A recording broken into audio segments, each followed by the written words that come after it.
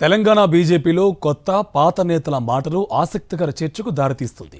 రాష్ట్ర పార్టీ అధ్యక్ష పదవి కోసం ఓవైపు ఎవరికి వారు ప్రయత్నిస్తూ ఉండగా మరోవైపు బహిరంగంగా చేస్తున్న కామెంట్స్కు హాట్ టాపిక్గా మారాయి.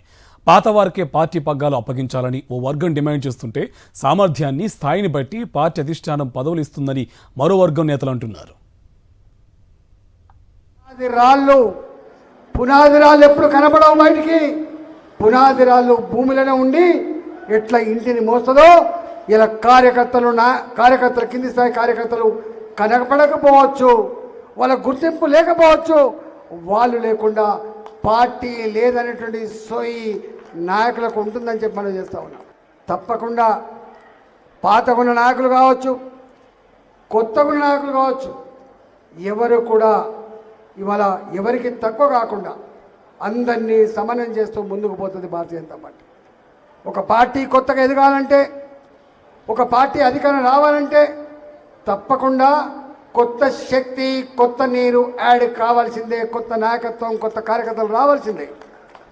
లేకపోతే సంపూర్ణ విజయం రాదు. మీకు తెలుసు, భారతీయ జనతా పార్టీ సీనియర్ నాయకులతోని చర్చ చేసి ప్రెసిడెంట్ డిక్లేర్ చేస్తే చాలా బాగుంటుంది. తెలంగాణలో భారతీయ జనతా పార్టీ గ్రాఫ్ పెరిగింది. తెలంగాణలో భారతీయ జనతా పార్టీ ప్రెసిడెంట్ ఎట్లాంటి ఉండాలి, అగ్రెసివ్గా దేశం పట్ల, ధర్మం పట్ల, సమాజం పట్ల అందరికీ తీసుకొని పోయి అట్లాంటి ప్రెసిడెంట్ని చేయాలని నేను కేంద్ర అధిష్టానానికి వ్యక్తిగతంగా నేను రిక్వెస్ట్ చేస్తున్నాను. ఈయన 10 ఏళ్ల క్రితం వచ్చి జాయిన్ అయినాడు, ఈయన 12 ఏళ్ల క్రితం వచ్చి జాయిన్ అయినాడు అనేది ఏముండదన్న.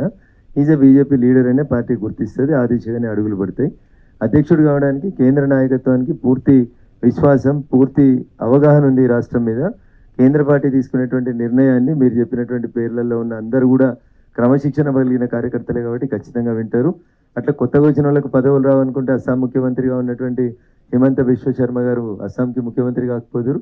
అట్లా అనేక మంది కార్యకర్తలకి అనేక చోట్లలో వారికి ఉన్నటువంటి సామర్థ్యాన్ని గుర్తించి వారి అవసరాలకు ఉన్నటువంటి స్థాయిలలో వారిని పార్టీ అకామిడేట్ చేస్తున్నా. కాబట్టి it is an issue to be debated by the central party and it is a decision to be taken by the central party.